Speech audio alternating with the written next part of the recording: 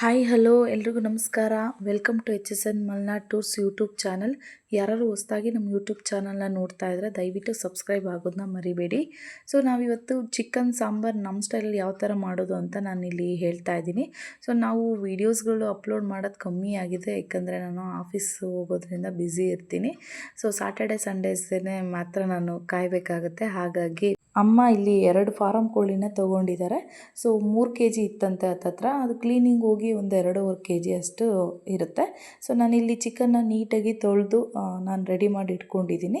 ಇದಕ್ಕೆ ನಾನು ಮಸಾಲೆ ಫಸ್ಟ್ ರುಬ್ಕೋಬೇಕಾಗುತ್ತೆ. ಒಂದು ಜಾರ್ ತೊಗೊಳ್ಳಿ. ಆ ಜಾರಿಗೆ ಈರುಳ್ಳಿ, ಶುಂಠಿ, ಬೆಳ್ಳುಳ್ಳಿ, ಇದ್ರ ಜೊತೆ ಸ್ವಲ್ಪ ಅರಿಶಿನ ಪುಡಿ, ಚಕ್ಕೆ, ಲವಂಗ, ಏಲಕ್ಕಿ, ಮೆಣಸು ಹಾಕಿ ಪೇಸ್ಟ್ ಮಾಡಿ ಇಟ್ಕೋಬೇಕಾಗುತ್ತೆ. ಫಸ್ಟ್ ಇಲ್ಲೊಂದು ಜಾರ್ ತೊಗೊಳ್ಳಿ. ಆ ಜಾರಿಗೆ 2ರಿಂದ 3 ಇಂಚ್ ಆಗುವಷ್ಟು ಶುಂಠಿನ ತೊಗೊಳ್ಳಿ. 3ರಿಂದ 4 ಬೆಳ್ಳುಳ್ಳಿನ ತೊಗೊಳ್ಳಿ. 4ರಿಂದ 5 ಮೀಡಿಯಮ್ ಸೈಜು ಈರುಳ್ಳಿನ ತೊಗೊಂಡು ನಾವು ಫಸ್ಟ್ ಇಲ್ಲಿ ರುಬ್ಕೋಬೇಕಾಗುತ್ತೆ. ನೀವು ಚಿಕನ್ ಸಾಂಬಾರು ಮಾಡ್ಕೊಂಡು ತಿಂತೀನಿ ಅನ್ನೋದಾದರೆ ಫಾರಮ್ ಕೋಳಿ ಬೆಸ್ಟ್ ಇರುತ್ತೆ. ನೀವು ವೆರೈಟೀಸ್ ಮಾಡ್ಕೊಂಡು ತಿಂತೀನಿ ಅನ್ನೋದಾದರೆ go for boiler chicken. So ಅದರಲ್ಲಾದರೆ ತುಂಬ ವೆರೈಟೀಸ್ ಮಾಡಿಕೊಂಡು ತಿನ್ಬೋದು, ಮತ್ತು ಸ್ಮೂತು ಮಾಂಸ ಆಗಿರೋದ್ರಿಂದ ಐಟಮ್ಸ್ ಮಾಡೋಕ್ಕೆ ತುಂಬ ಚೆನ್ನಾಗಿರುತ್ತೆ. ಸೊ ನನಗಿಷ್ಟು ಇಲ್ಲಿ ರುಬ್ಕೊಂಡು ಇಟ್ಕೊಂಡಿದ್ದೀನಿ. ಯಾವ ಥರ ಮಾಡೋದು ಅಂತ ಹೇಳ್ತೀನಿ ನೋಡಿ. ನಾನಿಲ್ಲಿ ಕುಕ್ಕರ್ನ ಯೂಸ್ ಮಾಡ್ತೀನಿ. ಯಾಕೆ ಅಂದರೆ ಫಾರಮ್ ಕೋಳಿ ಬೇಯೋಕ್ಕೆ 3ರಿಂದ 4 ವಿಷಲ್ ಹೊಡಿಸ್ಬೇಕಾಗುತ್ತೆ. ಅದಕ್ಕೆ ನಾನು ಕುಕ್ಕರ್ ಯೂಸ್ ಮಾಡ್ತಿದ್ದೀನಿ. ಕುಕ್ಕರಲ್ಲಿ ನಾನು ಎಣ್ಣೆ ಹಾಕಿದ್ದೀನಿ. ಎಣ್ಣೆ ಸ್ವಲ್ಪ ಬಾಯ್ಲ್ ಆದ ತಕ್ಷಣ ಪುದೀನ ಸೊಪ್ಪು, ಸಾಂಬಾರು ಸೊಪ್ಪು, ಮೆಂತ್ಯ ಸೊಪ್ಪನ್ನ ಹಾಕಿ ನಾನು ಫ್ರೈ ಮಾಡ್ತಾಯಿದ್ದೀನಿ. ಅದು ಸ್ವಲ್ಪ ಹಸಿ ವಾಸನೆ ಹೋಗೋವರೆಗೂ ಅದನ್ನು ಹಾಗೇ ಆಯಿಲಲ್ಲಿ ಫ್ರೈ ಮಾಡಬೇಕು. ಅದಾದಮೇಲೆ ನಾನು ರುಬ್ಬಿಟ್ಕೊಂಡಿರೋ ಮಸಾಲೆನ ಹಾಕ್ತಾಯಿದ್ದೀನಿ. ಈರುಳ್ಳಿ, ಬೆಳ್ಳುಳ್ಳಿ, ಶುಂಠಿ ಎಲ್ಲ ರುಬ್ಬಿಟ್ಕೊಂಡಿದ್ದಲ್ಲ, ಆ ಮಸಾಲೆನ ನಾನು ಇಲ್ಲಿ ಹಾಕ್ತಾಯಿದ್ದೀನಿ. ಅದು ಅಷ್ಟೇ ಎಣ್ಣೆ ಒಳಗೆ ಒಂದು ಸ್ವಲ್ಪ ಹಸಿ ವಾಸನೆ ಹೋಗೋವರೆಗೂ, ಸ್ವಲ್ಪ ಲೈಟಾಗಿ ಎಣ್ಣೆ ಬಿಟ್ಕೊಳ್ಳೋವರೆಗೂ ನಾವು ಅದನ್ನು ಬಾಯ್ಲ್ ಮಾಡಬೇಕಾಗುತ್ತೆ.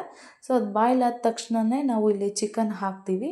ಚೆನ್ನಾಗಿ ಮಿಕ್ಸಪ್ ಕೊಟ್ಬಿಟ್ಟು ಅದಕ್ಕೆ ಸ್ವಲ್ಪ ಚಿಕನ್ ಮಸಾಲ, ಗರಂ ಮಸಾಲ, ಏನಾದರೂ ಮಟನ್ ಮಸಾಲ ಇದ್ದರೆ ಟೇಸ್ಟಿಗೆ ಹಾಕ್ಬೋದು, ಚೆನ್ನಾಗಿರುತ್ತೆ. ಸ್ವಲ್ಪ ಮಟನ್ ಮಸಾಲ, ಉಪ್ಪು, ಅರಿಶಿನ ಪುಡಿ ಎಲ್ಲ ಹಾಕಿ ನಾನು ಇಲ್ಲಿ ಒಂದು 5ರಿಂದ 10 ನಿಮಿಷ ಮಿಕ್ಸಪ್ ಮಾಡಿಬಿಟ್ಟು ನಾನು ಕುದಿಯೋಕ್ಕೆ ಬಿಡ್ತಿದ್ದೀನಿ. ಹಾಗೆ ಲಿಡ್ ಕ್ಲೋಸ್ ಮಾಡಿದ್ದೀನಿ. ಒಂದು 5ರಿಂದ 10 ನಿಮಿಷ ಅದು ಕುದ್ಮೇಲೆ ನೋಡಿ ಈ ಥರ ಚೇಂಜ್ ಆಗಿರುತ್ತೆ, ತುಂಬ ಟೇಸ್ಟಿಯಾಗಿರುತ್ತೆ. ನಾನಿಲ್ಲಿ ಖಾರ ಪುಡಿ, ಸಾಂಬಾರು ಪುಡಿನ ಡೈರೆಕ್ಟಾಗಿ ಹಾಕ್ತಾಯಿದ್ದೀನಿ. ಇದನ್ನು ರುಬ್ಕೋಬೇಕು, ಪೇಸ್ಟ್ ಮಾಡ್ಕೋಬೇಕು ಅಂತ ಏನಿಲ್ಲ. ಇದು ಪೌಡ್ರ್ ಆಗಿರೋದ್ರಿಂದ ನಾವು ಡೈರೆಕ್ಟಾಗಿ ಅಪ್ಲೈ ಮಾಡ್ಬೋದು. ಇದು ಒಂದು 5 ನಿಮಿಷ ಹಾಗೆಯೇ ಖಾರ ಹಿಡಿಯೋಕ್ಕೆ ಬಿಟ್ಬಿಡೋಣ. ಲಿಡ್ ಹಾಗೆ ಕ್ಲೋಸ್ ಮಾಡಿರ್ತೀನಿ. ಸೊ ಒಂದು 5-10 ನಿಮಿಷ ಇದು ಚೆನ್ನಾಗಿ ಕುದಿ ಬಂದಮೇಲೆ ನೋಡಿ ಈ ಥರ ಚೆನ್ನಾಗಿ ಕಾಣ್ತಾ ಇರುತ್ತೆ. ಬೇಕು ಅಂದರೆ ನಾವು ಟೊಮೊಟೊ ಹಾಕೋಬಹುದು, ಆಪ್ಷನಲ್ಲು. ಬೇಡ ಅಂದರೆ ಸ್ಕಿಪ್ ಮಾಡಬಹುದು.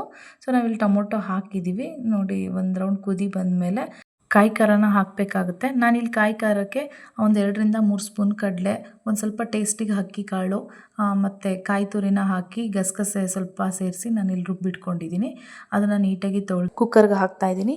ನಿಮ್ಗೆ ಎಷ್ಟು ಸಾಂಬಾರು ಬೇಕೋ ಅಷ್ಟಕ್ಕೆ ಮಾತ್ರ ನೀರು ಹಾಕೊಳ್ಳಿ. ನಾನಿಲ್ಲಿ 3 ಟೈಮಿಗೆ ಬೇಕು ಅಂಥೇಳಿ ಒಂದು ಚಂಬು ನಾನು ನೀರು ಹಾಕಿದ್ದೀನಿ.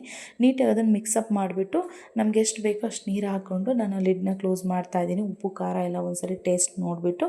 ಫಾರಮ್ ಕೋಳಿ ರುಚಿ ಕೊಟ್ಟಷ್ಟು ಬಾಯ್ಲರ್ ಕೋಳಿ ಸಾಂಬಾರು ರುಚಿ ಇರಲ್ಲ. ಸೊ ಬಾಯ್ಲರ್ ಕೋಳಿ ಏನಿದ್ರು ವೆರೈಟೀಸಿಗೆ ಮಾತ್ರ ಯೂಸ್ ಮಾಡಬೇಕಾಗುತ್ತೆ. 3ರಿಂದ 4 ಇಲ್ಲಿ ವಿಷಲ್ನ ಹೊಡಿಸ್ಬೇಕಾಗುತ್ತೆ. ನೋಡಿ ಎಷ್ಟು ಚೆನ್ನಾಗಿ ಬಂದಿದೆ ಚಿಕನ್ ಸಾಂಬಾರು ಅಂದರೆ ತಿಂತಾಯಿದ್ರೆ ಇನ್ನೂ ತಿನ್ನಬೇಕು, ಬರೀ ಸಾಂಬಾರನ್ನೇ ಕುಡಿಬೇಕು ಅನಿಸುತ್ತೆ. ನೀವು ನಿಮ್ಮ ಮನೇಲಿ ಹೀಗೆ ಒಂದ್ಸರಿ ಟ್ರೈ ಮಾಡಿ ಹೇಗಿತ್ತು ಅಂತ ನನಗೆ ಹೇಳಿ. ಸೊ ಹೀಗೆ ಸಪೋರ್ಟ್ ಮಾಡ್ತಾಯಿರಿ. ಮತ್ತೆ ಮುಂದಿನ ವೀಡಿಯೋ ಜೊತೆ ನಿಮ್ಮ ಮುಂದೆ ಬರ್ತೀನಿ. Thank you.